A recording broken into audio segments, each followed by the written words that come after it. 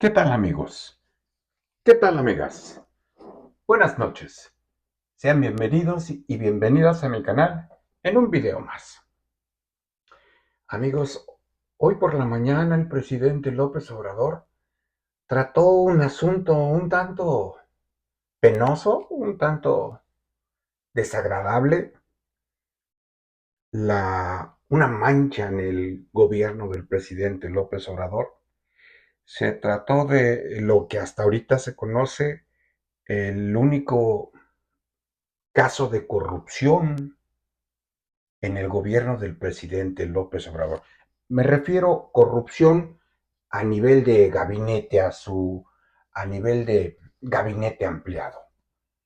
Se llevó a cabo un desfalco, un acto de corrupción, un saqueo por 9.500 millones de pesos. Eso fue lo que se detectó en un principio, 9.500 millones de pesos. Hasta el momento han recuperado 4.700 millones de pesos y tal parece ser que todavía aún falta por aclarar alrededor de 4.700 millones de pesos, aproximadamente. Aunque de momento se dice que el quebranto patrimonial para el gobierno de México es de aproximadamente 9.500, 2.500 millones de pesos. Pero vamos a entender primero qué es Segalmex. ¿Qué es Segalmex? Nació a iniciativa como una iniciativa del presidente López Obrador. Segalmex es una buena idea, una buena estrategia para reducir el nivel de pobreza, para reducir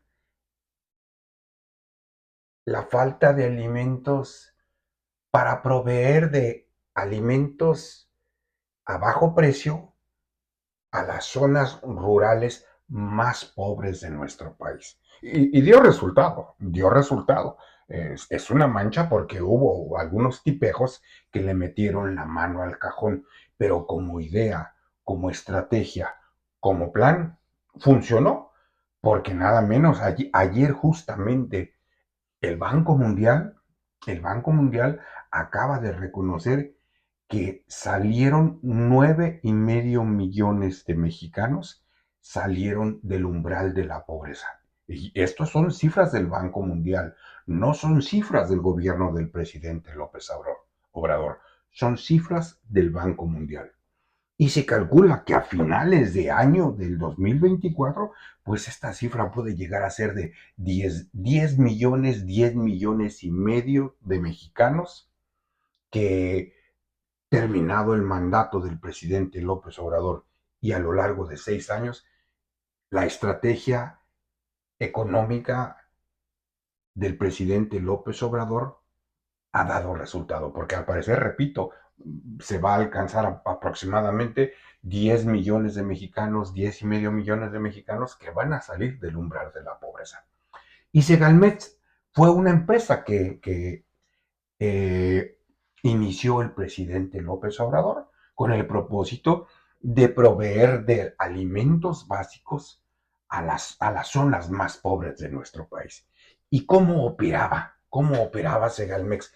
Bueno, pues mediante el financiamiento de fertilizantes, la asesoría, proveer fertilizantes, proveer grano, proveer técnica para poner a trabajar al campo, para poner a trabajar al México rural que quedó olvidado en la época del neoliberalismo, pues el presidente echó a andar esta empresa Segalmex. Y se apoyó en la estructura que ya tenía Diconsa y Liconsa, tanto para hacer llegar granos a la población más necesitada como para hacer llegar leche y productos lácteos a esa población mediante precios subsidiados. Pero a los productores se les asesoraba, se les proveía de fertilizantes, se les proveía de tecnología para hacer producir el campo. Pero para no dejarlos en el abandono, el gobierno estableció un programa de precios de garantía. Es decir, para que los campesinos, los pequeños productores, porque este programa iba dirigido a los pequeños productores, para que no cayeran en la voracidad de los grandes distribuidores de alimentos. Entonces, por decir, si una hectárea de terreno les da una tonelada, vamos a suponer, una tonelada, si los productores, los pequeños productores, una tonelada de maíz van con los intermediarios del mercado, pues a lo mejor esa tonelada se las pueden comprar o el precio que les ofrecen va por debajo del costo de producción. Si a un campesino le costó la tonelada, por decir, y voy a dar una cifra, si le costó 5,000 pesos la tonelada de maíz, pues quizá el intermediario se la va a querer pagar a 4,000, 3,500, 4,500 pesos. Entonces, el gobierno, el programa de Segalmex, ofrecía precios de garantía. Si al productor le costaba 4,000 pesos, pues el gobierno le garantizaba comprarle su producción por arriba de su costo de fabricación, de su costo de manufactura. Entonces le garantizaba 4,000, 4,500, 5,000 pesos para que ganara el productor y le quedara una utilidad para ser utilizada como capital de trabajo y reinvertir en las cosechas posteriores. Recordemos que el país se quedó prácticamente dependiendo de la importación de granos. El secretario de Hacienda de Carlos Salinas de Gortari, en una entrevista que dio, el presidente lo ha citado en más de una ocasión en sus mañaneras, que el secretario de Hacienda, Pedro Aspe dijo que la mejor estrategia para el campo pues era no producir el campo. ¿Para qué necesitábamos producir granos si los podíamos salir a comprar en el mercado internacional? Y siguiendo esa teoría, pues dejaron de invertir en el campo, dejaron de dar estímulos en el campo. Bueno, nos quedamos hasta sin industria eh, para hacer crecerla, sin fertilizantes, acabaron con la industria de los fertilizantes en México. Recordemos que México era dueño de guanos y fertilizantes, era una empresa del Estado. Pues a esa empresa acabaron con la intención de hacernos dependiente del extranjero. Cuando llegó el presidente López Obrador, pues México era un país dependiente, no producía ni el frijol, ni el maíz, ni el arroz, ni el trigo que se necesitaba para el consumo interno. El país tenía que salir a comprarlo al extranjero. Por eso fue que se descuidó el campo y muchísimos mexicanos corrieron para Canadá, corrieron para Estados Unidos o para donde hubiera oportunidad de ganarse la vida. El descuido del campo por la voracidad y la corrupción de los gobiernos neoliberales y la voracidad de los empresarios nacionales y extranjeros, ocasionaron un, una desbandada en la producción de granos en nuestro país. Por eso dependíamos completamente, nos tenían agarrados del pescuezo en cuestión de producción de granos.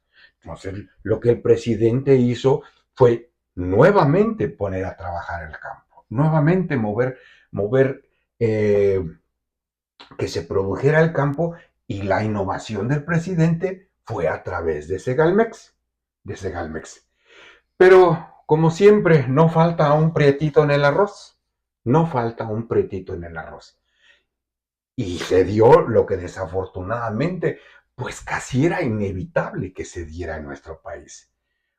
Un grupo de vivales, de funcionarios federales, pues viendo que los pusieron en una empresa nueva, en una empresa que trabajaba con presupuesto fresco, que no había antecedentes inmediatos de una empresa así, pues se dieron a la tarea de hacer malos manejos. Cuando es el relevo de una empresa y ya se tienen resultados financieros del ejercicio anterior o de ejercicios anteriores, ya se tiene cuáles son la existencia en caja, la existencia en inventarios, la existencia en almacenes, cuántas miles de toneladas tenemos en almacén, cuántas miles de toneladas tenemos comprometidas, cuánto dinero hay en caja, cuánto hay en maquinaria, cuánto hay en combustibles, cuánto hay. Cuando hay antecedentes de esa naturaleza, pues es más fácil detectar los posibles faltantes. Cuando se empieza a mover el dinero sin antecedentes, sin una historia reciente, pues ahí fue donde estos individuos se vieron bien sinvergüenzas y le metieron mano al cajón.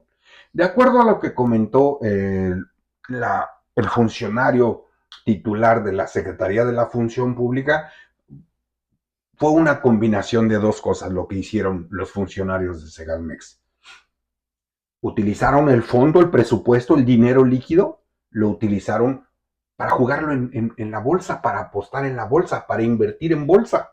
No saben cómo está la historia del dinero, no saben cómo se maneja la caja, es una empresa nueva. Usaron el dinero del presupuesto para invertirlo en la bolsa de valores, para invertirlo en bonos, para invertirlo en acciones, diversificaron como si fueran los dueños del dinero ellos, como si fueran una casa intermediaria con corredores de bolsa, invirtieron en acciones, invirtieron en bonos.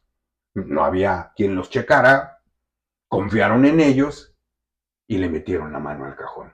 Y también firmaron contratos apócrifos, y se presume que de esas dos fueron los modus operandi que utilizaron mediante la firma de contratos apócrifos y mediante la inversión de dinero de presupuesto, de dinero público, en bonos y en acciones. ¿Ok? Ya se recuperó algo de dinero, pero todavía falta por recuperarse casi 4.700 millones. El funcionario de la Secretaría de la Función Pública, él hace mención de que el quebranto muy probablemente sea de aproximadamente 2.700 millones, es decir, que realmente se robaron 2.700 millones. Todavía no acaban las investigaciones, todavía siguen las investigaciones, pero se presume que aproximadamente el quebranto, la pérdida para la nación, el robo que realmente se llevó a cabo fue de alrededor de 2.700 millones de pesos.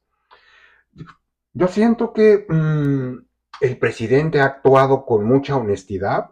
El presidente eh, es uno de esos personajes, de los pocos personajes, el único presidente, de los pocos personajes de la vida pública de nuestro país que han actuado con suficiente honestidad, que han actuado con muchísima transparencia, algo que no era común. Lo que desafortunadamente pasó, yo creo que él creyó que como es muy honesto y lo ha demostrado que es muy honesto, yo creo que él pensó que todos eran honestos. Y yo creo que ahí sí se equivocó el presidente. Yo creo que se necesita ser un poco desconfiado o mucho desconfiado de los funcionarios de los cuales se rodea uno, a los cuales se deposita confianza y dinero. Y dinero. El personaje que ven en pantalla es Ignacio Ovalle, Nacho Ovalle. Ignacio Ovalle fue jefe del presidente López Obrador cuando el presidente López Obrador trabajó en el Instituto Nacional Indigenista en 1977, si no me equivoco. Bueno, pues Ignacio Ovalle era jefe del presidente López Obrador en aquellos años. Pero ¿quién era Ignacio Ovalle? Ignacio Ovalle fue el secretario particular de Luis Echeverría Álvarez durante el sexenio de Luis Echeverría Álvarez. Exceso de confianza, quizá, y el presidente López Obrador puso a Ignacio Ovalle como director general de Segalmex. Uh-huh. Yo supongo que fue una especie de exceso, quizá exceso de confianza, o repito, como el presidente, él sabe que él es honesto, pues dijo, voy a confiar en este cuate, sabe por dónde vamos, y resulta de que, pues, se llevó a cabo ese saqueo por 9.500 millones de pesos en Segalmex. Ignacio Ovalle no está en la cárcel, no está en la cárcel, está siendo todavía sujeto de investigación. Todavía está siendo sujeto de investigación. Pero no sé si Ignacio Valle, tuvo algo que ver en el saqueo, en el quebranto por los 9.500 millones de pesos, pero pues si no fue él directamente, pues responsabilidad sí tiene. Responsabilidad sí tiene, porque él sabe, es un político colmilludo, un político de tablas, un político con experiencia, que él sabe que está al frente de un ente nuevo, de un ente que no hay historia, de una empresa que no se conocen resultados financieros anteriores. Entonces, ahí como cabeza de una empresa nueva de propiedad del Estado, era responsabilidad de él de abrir los ojos, de echarle ojos a las personas que puso en puestos clave. Era responsabilidad total de él poner los ojos bien abiertos para, para checar que no se brincaran las trancas. Y más sin embargo, pues sí se las brincaron. Sí se brincaron las trancas estos pillos que están en prisión, están en prisión. Están en prisión 9 funcionarios del gobierno de Segalmex, del gobierno del presidente López Obrador. Están 9 en prisión. Uno está fugado en Argentina y otro más está, y perdón, otros 16 privados están también sujetos a investigación. 9 funcionarios están en cárcel, uno está fugado en Argentina, se está llevando a cabo el proceso de extradición. Ojalá lo traigan y que recuperen los 2.500 millones de pesos que faltan. Va a ser muy difícil, porque el que es corrupto es corrupto. El que es corrupto es corrupto. El que se quiere brincar las trancas, se brinca las trancas. Este es el cuadro resumen que presentaron. Abajo a la izquierda pueden ver que el posible daño patrimonial observado son 9.500 millones de pesos. Después a la derecha, aclarado y recuperado 4.700 millones de pesos. La mitad recuperaron. Información en análisis en las instancias fiscalizadoras. Es decir, están rastreando ya 2.100 millones de pesos y tal parece ser que ese dinero se va a recuperar. Probablemente dinero que está invertido en bonos, está invertido en acciones, compraron bonos en el mercado bursátil y ese dinero potencialmente creen que se puede recuperar, pero el que probablemente presunto daño patrimonial denunciado ante la fiscalía, pues fueron los 2.700 millones de pesos. Y esos 2.700 millones de pesos son los que tienen en la cárcel a estos funcionarios mañosos. Dieron a conocer los nombres. Los nombres de los 9 servidores son René N. René N., que es el ex titular de la Unidad de Administración y Finanzas, fíjense, el que maneja el billullo, el de las finanzas de Segalmex. Manuel N., director comercial, el que firma los contratos. El que firma los contratos. Yo firmo los contratos y tú le pagas. Y si entre tú y yo formamos una empresa fantasma, pues yo firmo la empresa fantasma y tú le depositas el dinero. Así le estuvieron haciendo. Jorge N., el ex titular del área de operaciones, también encargado de mover toda la operación, valga la redundancia, del manejo de todos los granos. Carlos N., ex jefe de departamento jurídico, pues nada, pues para tener amarrado todo el equipo. Roberto N., ex subgerente de adquisiciones de granos y azúcar. Laura N., ex coordinadora de la gerencia de presupuesto. José N., el jefe de almacén, y Artemio N., subjefe operativo de Diconsa en Querétaro. Pues, pero, ¿por qué nos pasa esto a los mexicanos? ¿Por qué?